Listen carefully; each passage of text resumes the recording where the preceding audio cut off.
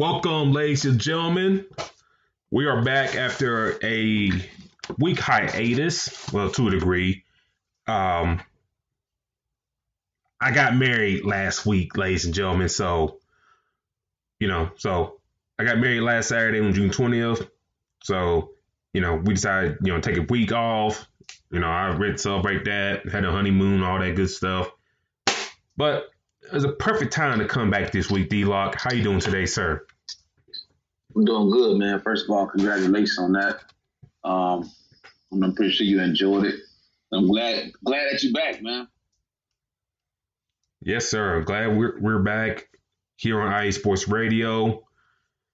Glad we're back discussing sports because a lot of stuff from last week until now has transpired, to say the least. So a lot of stuff to dig into today. We'll just dump right into it. D-Lock, the NBA season dropped their NBA schedule. We know that the NBA was going to come back. There's like a little tussle here and there, like maybe some of the players weren't going to do it. We'll discuss that later on about some players dropping out. But the NBA dropped their big opening schedule here this upcoming, revised season. And first up, to kind of get the ratings and everybody talking again, first game that Thursday, July 30th, you got the Utah Jazz against the Pelicans. And then also in that doubleheader, you got the Clippers versus the Lakers. Mind you, all games are being played in Orlando, Florida. So, D-Lock, what's your thoughts on the doubleheader when the season kind of gets back going? For one, they got Florida has a lot of cases going on right now. Mm-hmm. But clearly, bringing the season back was going to happen. Mm-hmm. And, it made sense for who they have the first game of the season, first day of the season anyway back. You got Zion, you got LeBron, you got Kawhi Leonard, you got AD. So you got all the big guys, huge name guys that a lot of fans want to see. And to make it even that ironic, you have Rudy Gobert as well. So so we're gonna, it didn't really dawn on to me until I actually sat and thought about it. That the season ending off of what happened with him or him taking the blame. Now you have him also starting the season as well. So it's going to be very interesting. These games are very important as well because now this is not the beginning of the season for a lot of guys, or a lot of teams. This is now trying to get into the playoffs and get that final spot. So the Utah Jazz and the Pelicans game is going to be very, very crucial. Best believe that the Clippers and the Lakers game is going to be very interesting, even though it's not in LA. Still going to be one of those games that we're going to see that's going to prepare us for the playoffs. So I like it, to be honest. Now, obviously, the way he set it up is we'll see more games that second day. We'll go over those, but it's not bad to open up the first two games. Yeah, and, you mentioned Rudy Gobert. What happened with him and all that stuff sucks, but D-Log, you living in Florida and me in Alabama, we know that we kind of see around the country that people really ain't caring or not taking precautions and stuff like that. So to see what he did was kind of like tame in a sense, like a lot of other folks and people in leadership are doing against this COVID thing. And I don't know if before you got on the show, I read that his sense of smell still hasn't come like 100%. So, one of the things, one of the symptoms with this COVID-19 or coronavirus, the loss of taste, the loss of smell, and if he ain't got his senses back to a degree, then whatever, effects to his health, maybe happened to him, may have happened to him, Yeah. That's one thing to really consider. Him and Donovan Mitchell and whoever else within the team may have gotten this, virus or disease. My bad. It'll be real curious to see how they are, how they will play in this revived season. But Yeah. I look at this matchup, D-Lock. You mentioned a good point. You want the whole world on all eyes on you. So, what better way to have your potential future face of the league in Zion Williamson and another young stud and Donovan Mitchell going head to head against each other, and then your two marquee teams in the league right now, the Clippers and the Lakers. LeBron and AD, Paul George, and Kawhi Leonard. You're going to have all eyes on you with those two matchups. But going to that first matchup, how do you see the Jazz coming out? What happened with them? What happened between, the somewhat beef between Mitchell and Gobert? How do you think they're going to come out and play in this, revised season? We actually just mentioned something about Gobert I didn't know about as far as him getting some of his feeling back or his smell back. I think that maybe we don't see as many minutes from him or a few of the star players in the beginning, depending on whether y'all playoff wise. I mean, like I said, the Jazz and the Pelicans. Pelicans are where? They're at 9, I think, or 10. Mm-hmm. So they're trying to get, a spot in. Now we do have a couple players, like Dane, Avery Bradley. We'll discuss them. A few that are saying they're not going to play Dwight Howard. Others that don't want to play. So that may affect how some of these teams approach, minutes for other players. Me and one of my best friends was talking about it, moving for different fantasy leagues and different minute restrictions. You're going to see players that didn't play that much earlier in the season. So I think that the Jazz are pretty deep. So they have, a lot of pieces out there that not many people talk about. Now, Donovan Mitchell, I think we do see him play a lot, but also keep an eye on Jordan Clarkson. They just got over there. I think they're trying to get him in that rotation. We may see him on the court a little bit more with Rudy Gobert. Also, you still got Mike Conley, who's still trying to have his season go pretty well. So these two teams are not any teams that are just pushovers, right? So we're gonna see a good matchup, and the hype of the league coming back is gonna motivate, pump up everybody, all fans, all players as well. So I believe that we're gonna see that, very often. We're gonna see that the first day, and then the next day, you have 2:30, you have a few 4 p.m., a few, I think 6:30 and 8 p.m. games. We're gonna see that for the first couple games. Now, like I said, I think we may see a lot of Gobert just to show that it didn't affect him as much, because remember, how the league ended. So they want to see, okay, well, how is his reaction, to the disease? Like, how is he bounced back from it? So I expect to see him play a lot. And I think we will see a lot of Donovan Mitchell as well. But as far as them being on the court at the same time, that's something that's in question right now. But I think that's something that a lot of people will keep their eye on, because they want to see, okay, it was a report coming out that they weren't on good terms with each other at one point. So now, like we talked about earlier, like you said earlier, like the spotlight is going to be on the NBA that day. So we're going to be watching to see, okay, well, how are these two right here? Like, how are they acting?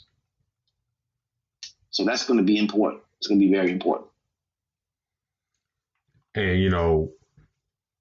it's going to be real interesting to see how they play. Especially though that team, the Utah team, I think they can be kind of used as a case study and guinea pigs, I guess. How these players return to health, how they go about playing 30-plus minutes or whatever they're playing. And then, the NBA can go off from there, from that study, and also you include, the Lakers. The Lakers had 2 unnamed players tested positive for the COVID as well. So, I mean, you know, I have a suspicion who one may be. We'll talk about that person here in a little bit. But, you know, for the Pelicans, you know, could you see them making a run? I mean, they 3 games out from Memphis, you know, and they play against Utah in the opening matchup. They got a day of rest from what I'm seeing. They play back that Saturday or August the 1st against the Clippers. So if you start off 0-2, D-Lock, if you're the Pelicans, do you continue to try going forward to try to make the playoffs, or if you fall back 0-2 and you got the other teams in the West Conference, do you just go ahead and sit Zion and kind of worry about for next season? Well, I think that they play Zion just because he had that so-called rest time that we've all seen him have those months. So I think that they benefit a lot from this disease and this time off. Now I don't know if they decide to take a break with him, because the fact is, like I said, he hasn't played that much. So now they want to get him in rhythm, get him in that chemistry with everybody else, and then now they can kind of push towards that. But also, I did see that the Grizzlies they have a little schedule that they got to play as well to make it. So, meaning that Pelicans do have a chance to possibly steal that spot if they can win games, finishing out the season. I know that, like I said, I'm pretty sure. I think the Pelicans got to play the Grizzlies as well. They got to play Jazz and the Thunder, Raptors. They have a pretty tough schedule. So the Grizz have a few teams that they got to play that's going to determine if they make it. And if the Pelicans can kind of hold on or, take advantage of some of the teams that they're playing and get in a good groove, they could possibly make the playoffs. Now, obviously, if they do make it, we know they're going to play either the Clippers or they're probably going to play the Lakers first round. So you might get bumped out ASAP. But this is an opportunity that they feel like they should take advantage of, especially with the fact that Zion is, the season ended. Zion was just getting in the groove. Yeah. This guy was starting to look like a first round number 1 overall pick. So it's hard for me to think that they would just let him, rest. Especially with, because looking at the schedule for the Grizzlies, boy, man. I mean, looking at who they got to play. I mean, they got the Trailblazers. Dame may not play. You've got the Spurs that might be a dub, but you know how Pop is. You got the Pelicans, the Jazz, Thunder, Raptors, Celtics, Bucks. So I can see them maybe winning 2 or 3 of those games. So if the Pelicans can, steal a game against them and win a few games, they might be right in the right spot. They might have a chance. So it's gonna be interesting, man. This is gonna be one of those races that's gonna go down in history as one of the ones that got to be watched, especially because you have Ja Morant and you have Zion on the other end. True, and for Memphis, they're a team that kind of did like a restart, and you thought, and we thought beginning of the season, okay, they won't just let the young crew play. You trade away Mike Conley, you get rid of Marc Gasol. Zach Randolph, was gone for a couple years, but he's eventually retired.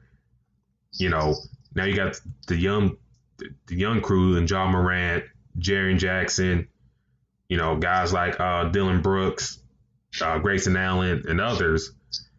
But they turned that around and became like a half-ass team. Yeah, this season. Big time. And can these dudes, I don't know, I guess pull together and kind of like keep up these other teams at bay, or do you see them slipping a little bit? They definitely had a chance. I mean, right now, like I said, the way these schedules are made, and then don't forget you got some teams, and like I said, we'll go over is you got players that are not going to play. Yeah. Or not going to play, so they're not going to be the team that we've seen all season, or what the team that we're expecting them to be. So at the same time, with that being said, this is where a team can take advantage of that. And it may be asterisk because it was the season of the coronavirus, whatever. But if you make the playoffs, even if Pelicans don't go to the NBA Finals, this is confidence moving on to next year.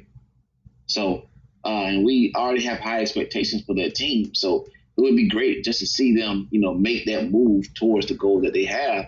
And maybe this is a dynasty, and maybe too early to say, but it could be a future dynasty put together with this team. So there's a lot of young players on the Pelicans team, and to see them, this is going to be one of them teams where, like 10 to 15 years, we can say, okay, well, they worked out perfect, or they had all this expectation and it just didn't work at all.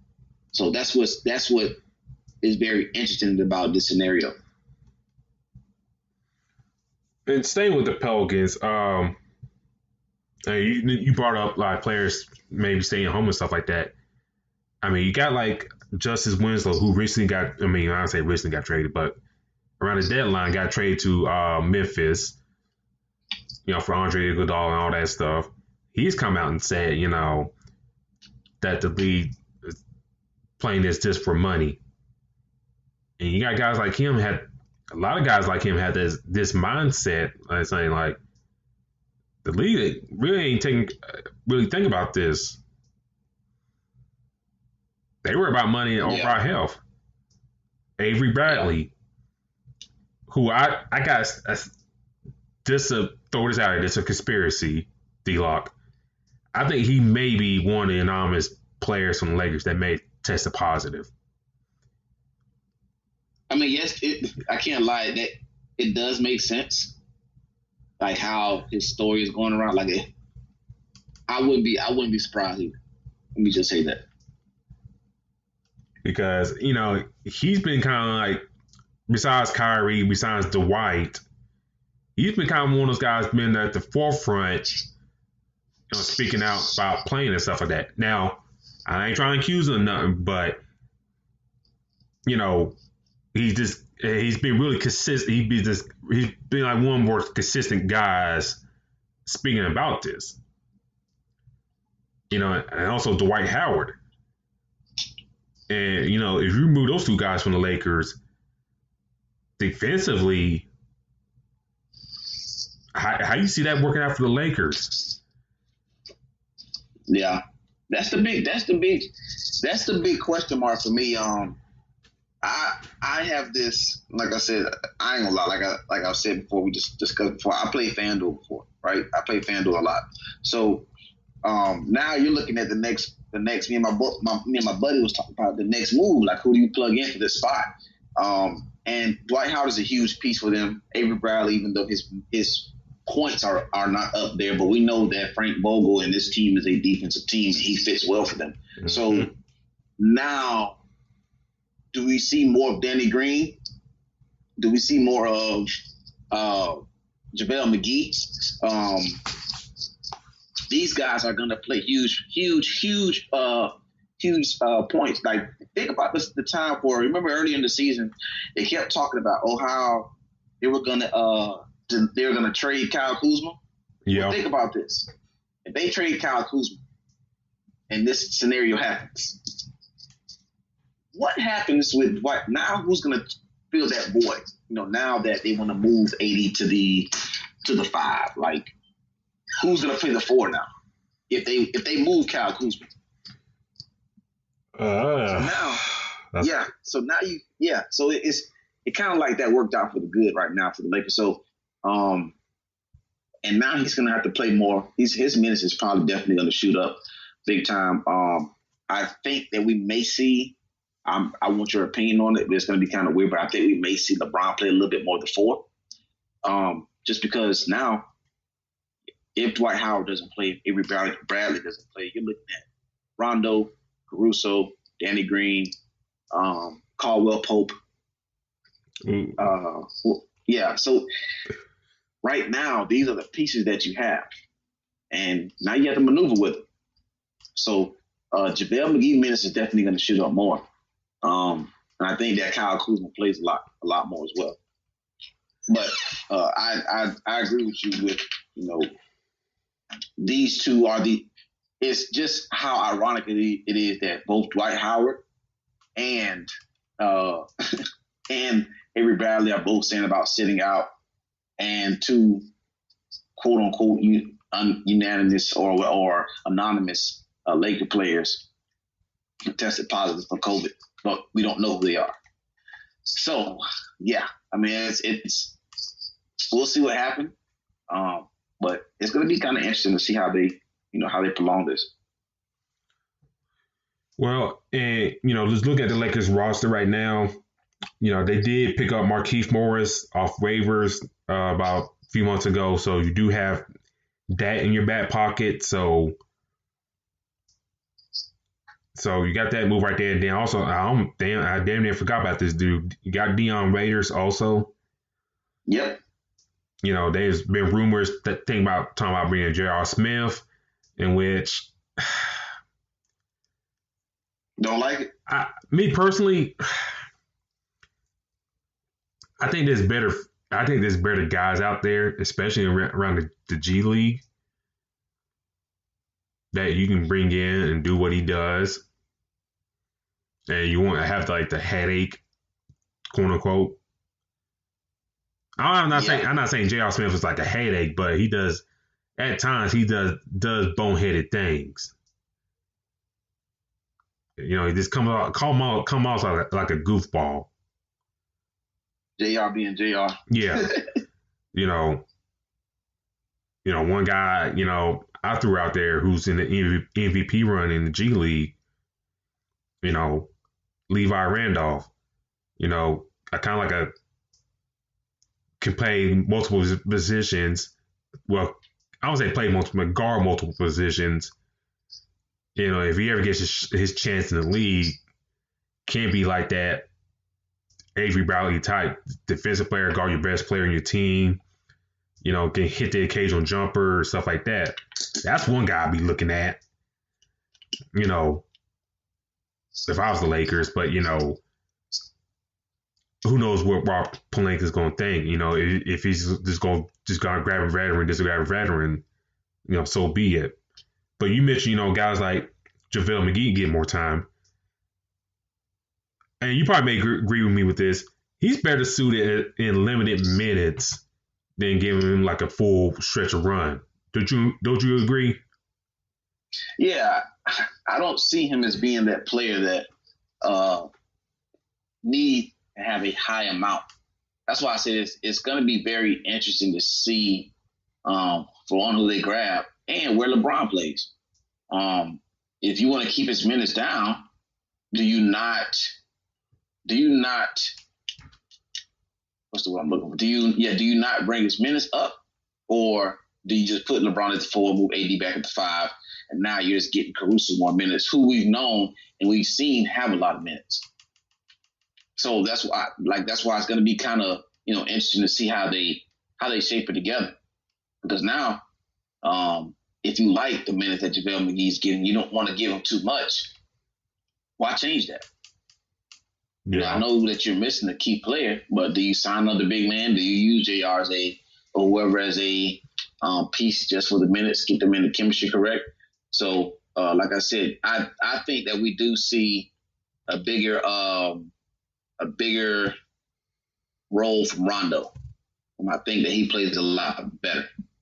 And that's just my opinion with it. I mean, he's been kind of off a little bit, but I think we do see something from him. A little bit more consistency. So I would expect that. And Danny Green is going to be Danny Green. I mean, that's not changing.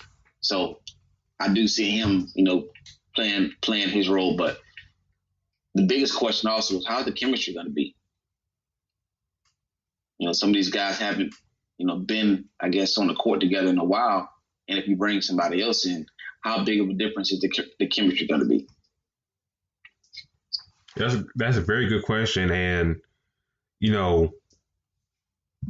for like teams in like the Lakers, Clippers.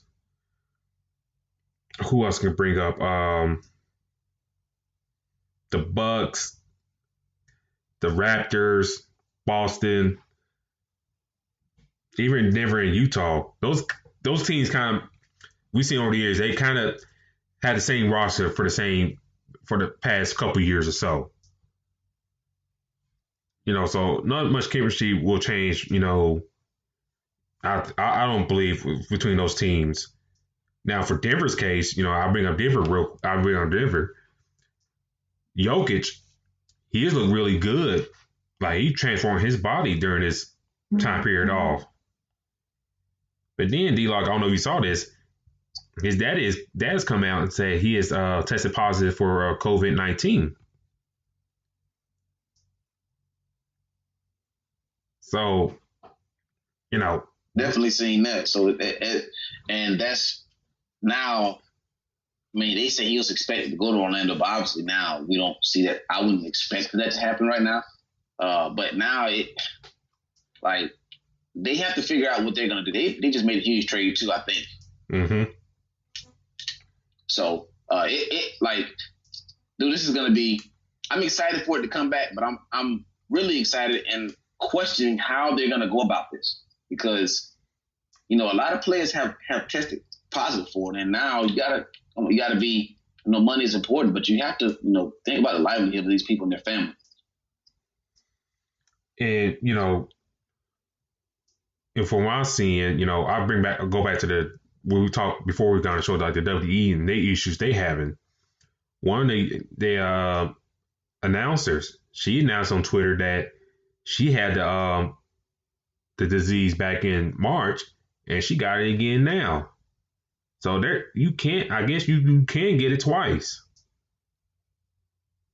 So if you guys like Jokic and who else? I'm trying to think of Gobert, Mitchell, yeah. That's a good chance that you might get it twice. It's a possibility. You definitely can. So this is going to be interesting. And then the whole, I think they have a new dress code or something like that they were talking about. Yeah. So yeah. Did you see that? Yeah, I guess they really trying to lax things, so to speak. Kind of like have these guys, coaches and stuff wear like polos and stuff like that, and have the players not being, in suits and stuff like that. Just kind of have really laxing things to kind of make the players feel better, a little bit more comfortable. Yeah, but I want to get your thoughts, D-Lock. What you think of the NBA bubble? What do you think of the things they have planned on doing, like bringing some entertainment inside the facility, doing stuff like that, barbershop, entertainment systems like Xbox, PlayStation, etc., pool tables, maybe bringing in like every outside town, like rappers or whatever, comedians. What you think about all that? All honesty, it's not a bad idea, but I just feel like, for one, you have to get the people that would want to do that. The barbers, the comedians, the actors, and whoever. Another thing is how long. I mean, even how long is it? At some point, I think that's going to get boring. Like to players, they're going to be like, all right, I want to go here. I want to do this. I want to do that. And then we're talking about Orlando, right? We're not talking about somewhere in Iowa.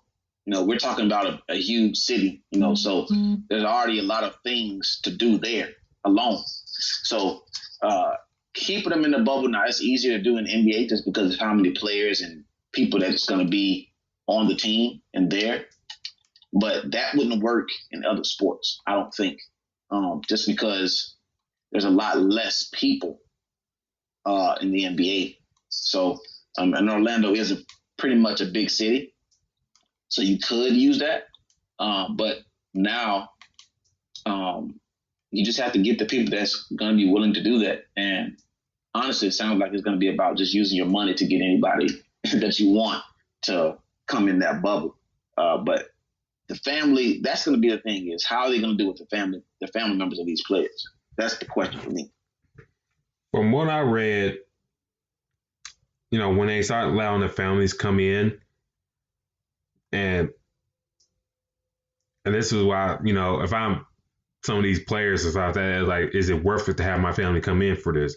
But from what I read, it's like the family comes into Orlando, they go into quarantine, and then after that, if they, they get tested and all that stuff, if they're negative and stuff like that, then they can go about around the campus of the Disney place. But, if you gotta come in and go into quarantine for a few days, it kind of seems like making it not worth it. Yeah, it can be pointless. And it's just like, I might well just, stay home, basically. Stay home. Exactly what that is. It's just like, is you worth it? When we talk about Avery Bradley not playing, he's citing family reasons and stuff like that. Willie Cauley-Stein has come out and say he will not play. Trevor Ariza, he's another one. I think the reason he's not playing is like personal issues.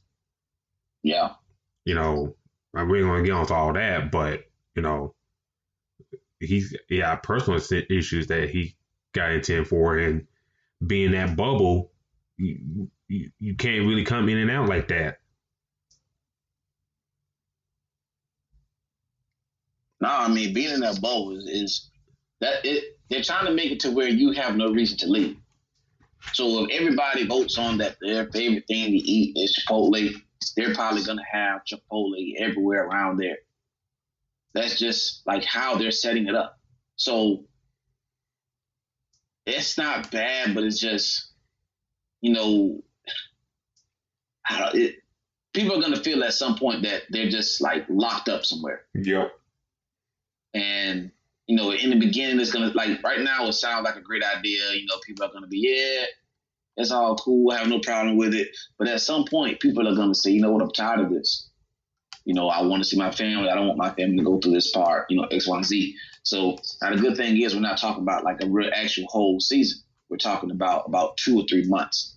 So if it was a lot longer, then that would be different. And another thing, too, I mentioned talked about this a couple weeks ago. You got a lot of guys that have like a routine, so to speak, in not just in the NBA, but like in pro sports. A lot of these guys, they get to the arena or gym or to the gym early before games, do their routine, go to the trainer's room, whatever, do that routine, come back out, get some more shots in. Then, go pregame, then you do the game, then you do your post-game stuff. And then for some guys, they go home and chill out. Or some guys, they go out and do other things to the wee hours in the morning. Now you trying to confine these guys that got a habit of doing such things before and after the game. Yeah. Do you see some of these? You're controlling them. Yeah. Do you see some of these guys maybe venturing out? Oh, yeah. I mean, if it was in, let me see. I'm not sure if you've been to Des Moines before, but Des Moines, Iowa. I've been there for a track meet before. Yeah, I've been there. That is like, that's a place that it is literally like there's really nothing to do there. Now, if it was if it was in a place like that, then the venturing out wouldn't be as much. But we are talking about Orlando, home of Disney. So you are going to see people venture out different places. We're talking about, dude, I'm from Tampa, and I grew up wanting to like Orlando was heaven to me growing up. They have so many stuff there to do. You got all these different things. Really, believe it or not, they got a building that's upside down over there. They got International Drive, all these different things. Players are going to find different things to do in Orlando. Like, that is going to be something that they have to accept. So, I mean, they can try to be disciplined and tell them to not do it, or they'll fine them. But some of these players they're not gonna listen to that. I mean, there's too many different things that Orlando offers, and different places to eat, different, especially if family come in. Oh yeah, you're gonna find a lot of, oh, mommy, daddy, I want to go do this, do that. So that is what's gonna make this very interesting. So now, like I said, you have in a city where it's supposed to be strictly business, but it's too many things to do. And then obviously places in Orlando are going to see that as an opportunity. Mm-hmm. So I definitely expect venturing out to be done. We're going to see a lot of news, breaking news or whatever, so-and-so is all out at this party, or so-and-so down on International Drive hanging out with X, Y, Z. It's going to be a lot of stuff, man. Now, it's just like I said, with a lot of things, you got to be able to control yourself when it comes to that. And that's what players are going to have to do. Now, these teams that probably are not making the playoffs, I think we do see them venture out a little bit more. So that, to me, that's guaranteed. You can't control that. So I hope the NBA and the front office don't think they can control that. Well, and I don't know if this is true or not, but I read a story a few days ago, or a couple days ago, when I was sitting chilling in the mountains, that they may bring in kind of like special ops personnel, and have these guys have these guys in different floors of these hotels and stuff like that. So if so and so try and bring in a couple girls into the hotel, then boom, they catch them and find X player. I don't know if that's true or not.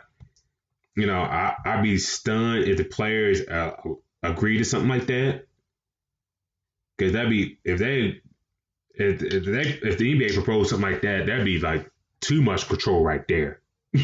Yeah. I mean, like, to their defense, to the NBA's defense, this is going to be the first sport that actually tries to have the sport moving during the time that we have. So they're going to try to have it to where we don't want to have more cases spike up around this time. So we want to do as much as we can to make sure that does not happen. So that's what I'm saying by seeing that they're going to try to be strict. Now you have to be able to, it seems like they're going to have to stay on their limits with that and understand that players are also adults. They're not kids. So some of these rules that they have, I don't think we see a lot of these players I don't think we see a lot of these players actually follow. Some of them I think they're going to come up with and try to have players follow, but that's going to be interesting to see if they, some of these players actually go along with that process. We talk about adults that make millions of dollars. And that's true. Yeah, very true. And, when this, I guess, season gets, wrapped up, do you see it like with Adam Silver and crew, and the owners, do you see a different relationship changing between all that?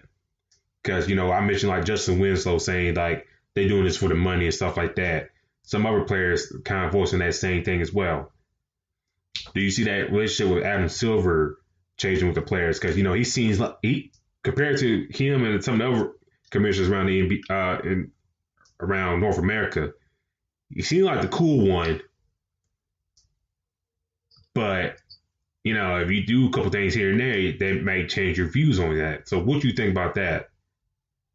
I think it also depends on these decisions that's going to happen throughout the NBA, or throughout the season. I think everything seems pretty solid now, but we're still going to see. There's going to, like you said, there's going to be other rules that they're going to come up with. So now, obviously, it's the players' league, but more players start to come out and say how they feel about different things. We may see, some players come out and say, well, hey, we didn't like how the league did this or did that. I believe that the players are going to be able to change their jersey numbers or the names on their jerseys for different causes. So I think that's a plus. So I think that's going to be huge. And things like that is going to, be big to players, right? They pay attention to all that kind of stuff.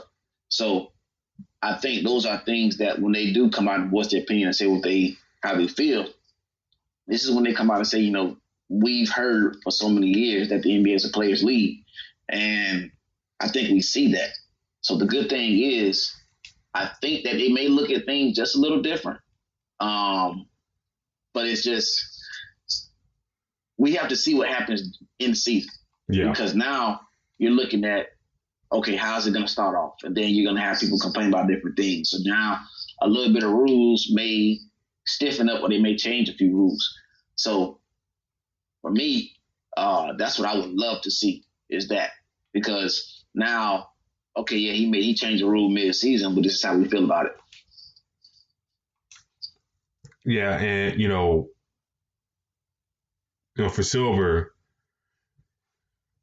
with the heat, that Goodell has, taken so far in 2020 with all the stuff going on, baseball, I mean, yeah, they getting back and rolling, but it was like a drag out fight to get, what the players want money compensation wise and trying to get a start date and all that stuff.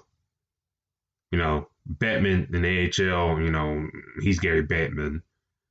And I'm surprised he still has his title there within the NHL. But for Silver, some players might look at him different after this. It's like, yeah, we know about money, but I mean, I thought you liked us, And I know you work for the owners and stuff like that, but I thought you were down. Then, that's going to come. It's going to come. It's going to be seen at some point.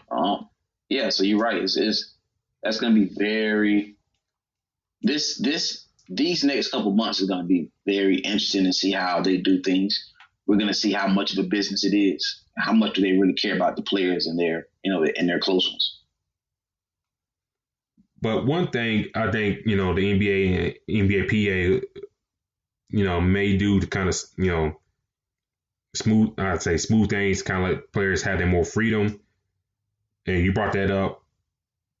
They're going to allow players to replace the last name on their jerseys with statements of social justice.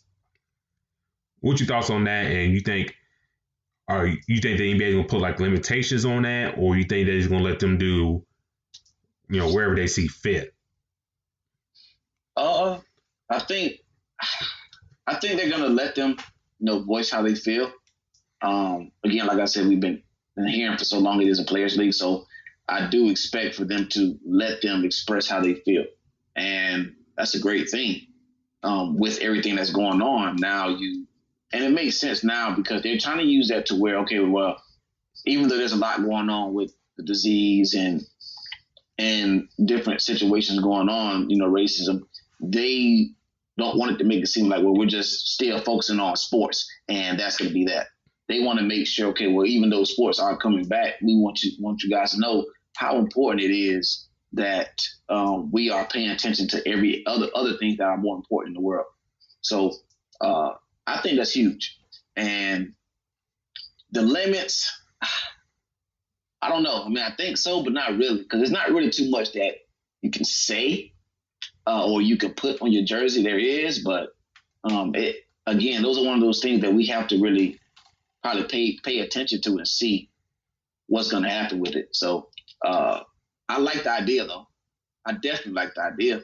I mean, because not only are you proving that, hey, we're going to still live and live our life, but also we want to recognize things that are important. So yeah, you're watching, basketball, you're watching these different sports or different things. Not different sports, but these different games. But we do have to recognize that racism needs to stop, or things that the social justice and things that's going on, the police killings. This need to be noticed. It needs to be fixed and changed and talked about. So it is also a priority. And it's going to be interesting to see how these press conferences go. Also, that's going to be very interesting. And so much. We're just now getting past halfway through 2020, and so much stuff has transpired this year that we ain't got to July yet, and so much stuff has happened. And if these guys, if they're allowed to express themselves, bring attention, a lot of people, with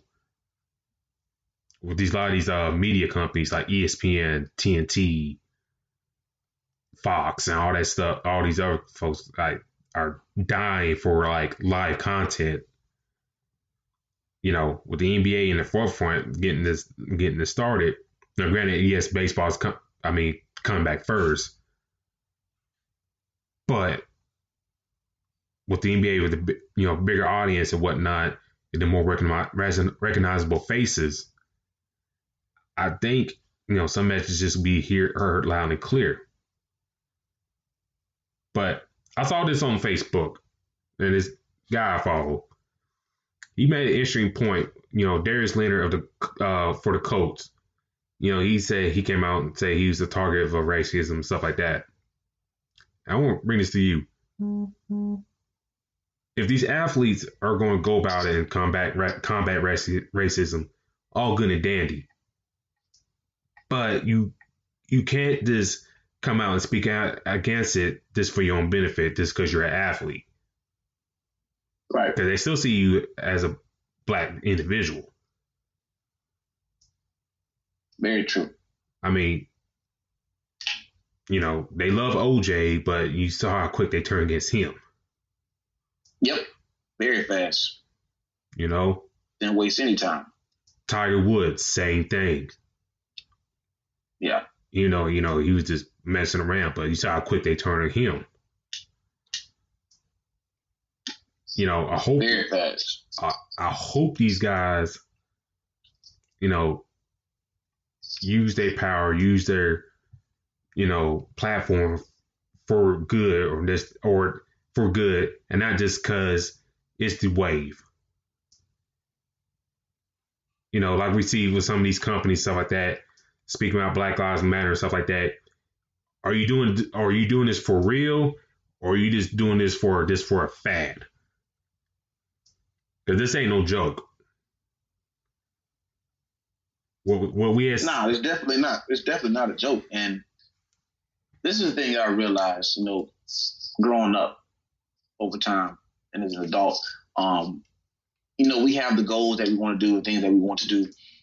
But those things are just a platform of what may be more important in our lives in the future. We all, you already hit one of the goals that you want. These guys married. I'm pretty sure at some point you want to have kids. You have a legacy that you have to uphold, right? Yep. You have a family that your family is going to, your kids, they're going to go off and see what you explain to them and how you act, right? So same thing with athletes. Even though sports is big, football is big, all these different sports, basketball, but there are different things that are more important. So you have to recognize those things and also get the message out. So these things are not, happening continuously. We're talking about racism is huge. We don't want 20 or 30 or 40 years to go down the road. We're still having the same conversation. So it needs to be bigger names, to speak up and say things. If I say something, it's going to be different if LeBron says it, right? He has a lot more followers. Yep. He has a lot more people that's paying attention to him. So if he says something, it's gonna weigh more. And this is why a lot of people had a problem with Michael Jordan compared to LeBron. Is LeBron, he's using his platform for the better. He's not just a basketball player. He's doing a lot more. He's doing a lot of things affecting the community in great ways. Until recently, I'm hearing that we didn't hear much from Jordan when he was playing on other things. Another reason why we see Muhammad Ali as one of the greater athletes of all time is because what he stood up for. He was willing to sacrifice, boxing for his beliefs. So it's the same thing. Now, obviously, things are important right now and things are going the way they are. So they have to be recognized. But a lot of these times, you know, players don't, they look at that as an opportunity for them. But if you look at the bigger picture, you know, like I said, I always, now as older, thinking like it's not just about me. You know, it's about the future that we're going to uphold. You try to get it personal with people. You let them know it's about their family. So a lot of players can say, well, my kids and their kids, like, what are they going to experience? Because those same kids that you have may not be a basketball player. Yeah. They may just be a regular black kid.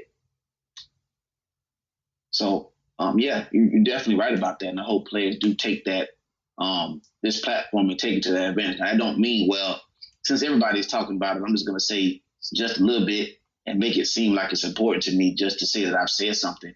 I don't think it should be that way. I think they should actually, you know, talk about and know what they're going to express.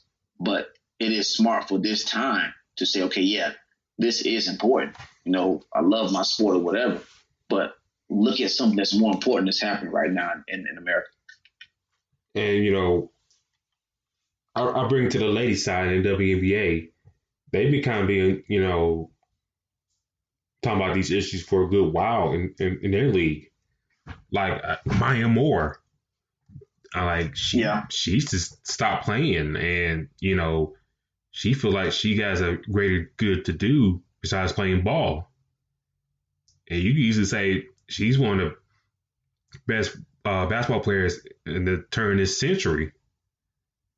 And to think, you know, for her, you know, which she's already a Hall of Famer anyways, but for her to put her career on pause and to fight these issues and stuff like that speaks volumes. Yep. You know, if a LeBron James did this, you know, he decided to put his career on pause and do that type of what she's doing, that would speak volumes. Yes, that would be huge. That would be very huge. And you know, you brought up Mike. You know, we've seen the past couple of months, you know, he's come out and spoken up more about these type of things, but you know, you go to last century or 2 decades ago, like damn dog, like where were you at, you know, this time period? And you're probably, you know, more famous people during that time period in the 90s than anybody. Yep. I mean, come on now. They called the dude Jesus in sneakers. So that means that your voice is very powerful. And at the point, he wasn't saying anything. But now, you know, they're voicing. But that explains, like we said earlier, is your voice is important. And right now, the things that are going on it's important for players to speak up. And it's great to see it because, you know, as you know, even going through college or everything, they say more than the athlete. That's a quote that's been going on for a while. More than the athlete, more than the athlete. When you talk about other things than just your sport, that opens a lot of eyes to a lot of people. So, and that's a good thing. And we need that to happen a lot more. Once you start to voice your opinion now, it doesn't need to be somebody that it raises more eyebrows when it's a player that's not like, well, I would say it does raise eyebrows to somebody that's not very, very popular or like rich or like with a ton of money, but it also does a person that does have a ton of money because both are showing, okay, well, hey, look, I'm willing to risk all of this, you know, to get my point across or move to this next platform or talk about something that's more important. So we need more. We need more of that in all sports. And, you know, I discussed this a couple of weeks ago, you know, Dwight Howard and Kyrie Irving. You know, I mean, it's great they think this way. It's really great. But, I mean, those probably like the last two guys I would thought of, you know, leading that type of charge, if we're being real. Yeah. But, you know, if they always been about it and stuff like that, cool.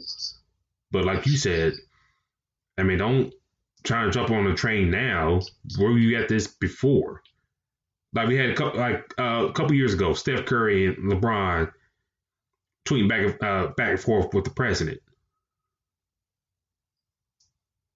You know? Yeah. And that's one thing that is huge to me as well. Even though this is a different sport, with Malcolm Jenkins came out and said something about Drew Brees, and he voiced his opinion. But I don't know if many people remember, but I had to actually. It was something about what he said and how he went about it that I didn't really like too much. And it's not what he said, but it's just the fact that if you remember, this is the same guy that when Colin Kaepernick took a knee, he was the one that said he's not doing it. Yeah. He was the one at some point that just was like basically was bought out of taking a knee during the anthem. So now that everything that Colin Kaepernick was kneeling for, all this stuff has happened, and now one of your teammates or somebody as big as Drew Brees says what he says, now you come out with this response. So it goes back to what you were saying. Like now you want to change your mind and feel this type of way when clearly a couple of years ago, this was already talked about. But when, some money was thrown in your face, like your whole mindset, oh, well, we shouldn't do that. Or, well, let's not knee anymore or whatever.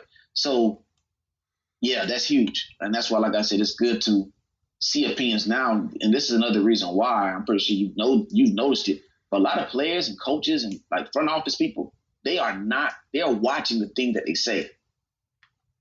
Mm-hmm. They are watching what they say because once they tweet it or once they say it or it's recorded, that's not going anywhere. You have to watch the words that you're saying right now. Or you be the next contestant on the Summer Jam screen. Yeah.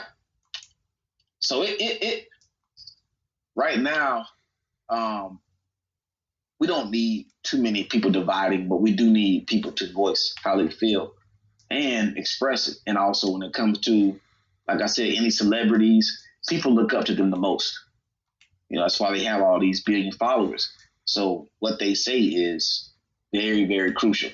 And they have to watch that because you say one thing, you wear a shirt like a couple coaches have done, it's going to stick with you forever. Well, not to get on another sport, but, we say in the same sport, Mike Krzyzewski, he has come out, with the video, about Black Lives Matter, and, this was like done after, Nick Saban, with the Alabama football players. And you got two of the more iconic college coaches of all time doing that. Speaks volumes. I mean, I live in Alabama. For some of y'all don't know, I live in Alabama. I'm an Alabama fan. And when that video came out of Nick Saban saying Black Lives Matter and stuff like that, boy, these folks right here, heads exploded. I seen comments saying, well, my Saturday's just freed up right now. Yeah. Or, or stuff like, well, all lives matter and stuff like that. D-Lot, this stuff these folks saying. Yeah. It's like I said, right now, you have to watch you have to watch the things that you're saying and how you are addressing it, because you say one thing, and even though you may be in agreement with somebody, if you say it the wrong way, they're going to take it, or they're going to take, or you're going to take it as if you're disagreeing at some point. So right now, what I've learned is this is the time to listen. This is the time there's a reason why different things are happening, these riots and these protests, is because we want to be heard. So there needs to be a solution. But, when you come back and somebody says Black Lives Matter and they have a good understanding why they're saying it, but you say all lives matter, they're kind of making you feel as if you're disrespecting what they're saying. So you have to, what I'm saying? Like, people are commenting, they're saying things, they're wearing these different shirts. that dude wears a football matters shirt. Like, dude, like honestly, like around this time, and you see people saying Black Lives Matter, you probably don't need to be wearing that shirt. Like that's just, I mean, common sense to me. But these are the times where it's gonna be looked at everything that you say, and you have to watch what comes out your mouth and what is being recorded, because even though you may mean well, one thing can be twisted and thought of in a negative light. And to speak on the NBA stuff like that, I can't say these coaches or GMs or whatever or owners will come out saying something stupid, but you never know. You know what I'm saying? We seen Jeannie Buss. She tweeted out, or I think you tweeted out, put on Instagram like she got some hate mail. By coming supporting Black Lives Matter and stuff like that. So it's gonna be a long fight. It's not gonna be no overnight thing. Nah, it's gonna take some time. It's gonna take some time, and hopefully, when the season kicks back up, on July 30th, we'll see how who does what, who speaks the loudest and whatnot, and just go from there. But before we get out of here, D-Lock, who do you see as a dark horse team throughout this process? Well, I ain't gonna lie, boy. It's hard for me to pick against the Pelicans right now. I just think that they have a chance to make that run just because of teams at the bottom and their schedules. Pelicans are young. They're actually going to get a chance. We're going to see Zion and with the crew, their chemistry is going to grow. So they are the team to look out for. I think that they're going to be basically fully healthy. I don't think there's somebody in their team that's saying that he's not playing right now. So I do see them making the run and possibly making the playoffs. And if they do that, like I said, we may be looking at a team that can be great for years and years to come. They already have a lot of pieces on there now. Imagine just 2 or 3 years in the draft with a couple free agents going there. Like, this could be a pretty good team. So what team do you think is a dark horse? For the Western Conference, Bill, before he contracted coronavirus, I would say Denver would be a nice dark horse team. But with Jokic contracting the virus, is going to be out for a couple weeks. And then granted, yes, he got, transforming his body and whatnot, but how are you going to feel after 2 weeks? Do you feel like playing ball after that and stuff like that? Yeah. I might, agree with you. The Pelicans look pretty strong. Maybe they'll come out pretty strong in this. Dallas is an interesting team to keep an eye on. Oh, yeah. I forgot about them. That's right. Collinston out, though. Collinston out, but I think, if Luka has worked on his game, worked on his body, if Kristaps Porzingis, can heal up and whatnot, I think that'd be a dangerous team to look out for. In the Eastern side, for the East, if Oladipo is healthy, if Miles Turner can to figure out what's going on with this game, that'd be a team to watch out for. That's what, and if Malcolm Brogdon is fully healthy, because he missed a quite bit time during the season. If all those three guys come together, they fully healthy, ready to go. I know they lost Jeremy Lamb for the rest of the season, but guys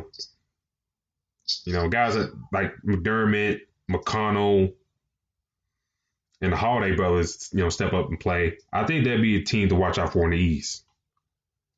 if Miles Turner could be consistent, they have a good shot of being, Sabonis is Sabonis. You know what I'm saying? Mm-hmm. If they can really be like, they real deal can get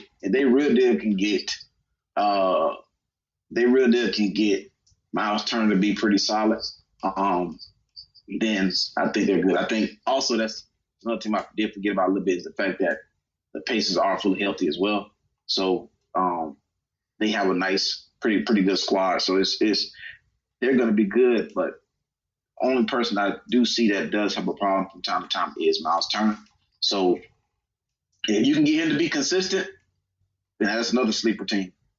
They're pretty young too. So I guess, that's the teams we're going to look out for. Me, another team I thought about considering is Houston, but I was like, I don't know about them. I mean, you can't trust James Harden and Russ together. Yeah, and Tarian brought that up in the chat. He thought about, can Houston be that dark horse team? Like, it hurt them without the center. That really hurt them without that center to me. And then and then playing really, really like kind of like damn near high school ball, playing that small lineup. Not really having a big. It's like I don't know. I don't know. They could. It may it might work a little bit, but I don't know if it gets them to the net. I don't know how far it is. I definitely don't see them beating the Clippers. At least not in the 7-game series. Don't see them beating the Lakers. So maybe they do make a move, but we know how they play. They like to clear the floor and let James Harden, get to the line or Russ get to the line. So that doesn't last too long, but they go against teams with the bigs. You mentioned the Nuggets. It will kill them. Jokic mess around to be ready. They can't stop him. If for anybody out there that does play FanDuel, if you have a team that's playing against the Rockets, I advise you to pick the center of the power forward because he's probably going to get a triple-double every game. AD against the Rockets is probably a stone cold lock. I definitely agree with that. And before we get out of here, there's other tidbits of news. Joakim Noah will be signed with the Los Angeles Clippers. So, they got Zubac at center, but they don't play him like 15, 20 minutes. So a lot of minutes there, split between him, Montrezl Harrell, and now Noah in the fold. So, and to keep up that defensive identity with the Clippers, I think. You know why he went there? He went there. He wanted to go against LeBron. I mean, you still think they got beef? Yeah, they got some big time beef. Come on, man. They really got some. Them dudes, like, yeah. We know. Anytime I hear Joakim Noah signing with somebody or his name, I mean, I'm a big Gator fan. I remember when he was at Florida with Lee Humphrey and Al Horford and guys, and he was solid. Even in Chicago, he was pretty solid.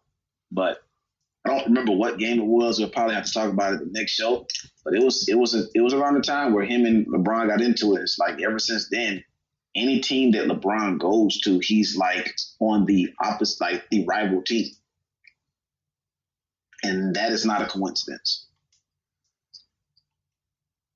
So you got Noah with the Clippers now, and he was closest. I mean, he was consideration to sign with the Lakers too until they went with Dwight Howard. So, I believe that when I see it. that is true, very true. I know you consider it, but man, that man, for him to team up, him and Lance Stevenson and LeBron wasn't that cool like that, and they teamed up. But Noah and LeBron, dude, I've never seen them leave the game shaking hands. Yeah. Ever. So it would be hard for me to actually say, okay, yeah, these two would actually be, decent teammates. That man know why he wanted to sign with the Clippers. Maybe they offer him, decent playing time. So, Oh yeah. in other news, former Ole Miss guard Blake Henson said he's transferring because of the Mississippi State flag. Rumor has it he's maybe transferring to Iowa State. So, he's leaving because of that flag. But then, like earlier today or Saturday, they came to a resolution about the flag after, the commissioner of the SEC came out and said, schools, the Mississippi schools won't be allowed to participate in championship games anymore. So, I guess, Yeah.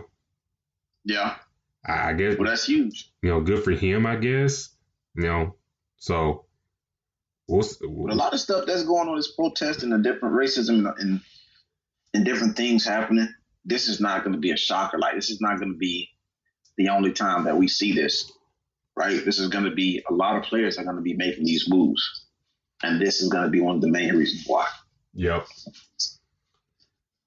But that's been our show, ladies and gentlemen. Thank you for joining us. We're back in the fold now, and we'll be talking, previewing this season, well, quote unquote season, until it gets things up and rolling here in a few weeks. D-Lock, how can people find you on social media?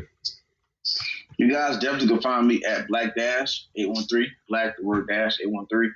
I do have a YouTube channel as well. Look up my name, Dentarius Lock. But also, if you see me on Instagram or Twitter, you'll see my link to my YouTube, so it'll be there. Check it out, man. Check it out. It's a lot of things on there. I've been talking about different sports and different things. Let them know where they can find the Crooks Process. You can follow the Crooks Process on Instagram and Facebook. You can also find me on Twitter at Spawn4288. Thank you for listening to us. I know we took off, like I said last week, but we're back in the fold. Do check out iesportsradio.com for past shows that we've done and other shows along the network as well. A lot of new content is going up here at IE Sports Radio, so please do give that a check out. But until then, ladies and gentlemen, we'll talk to y'all next week. Peace. Out.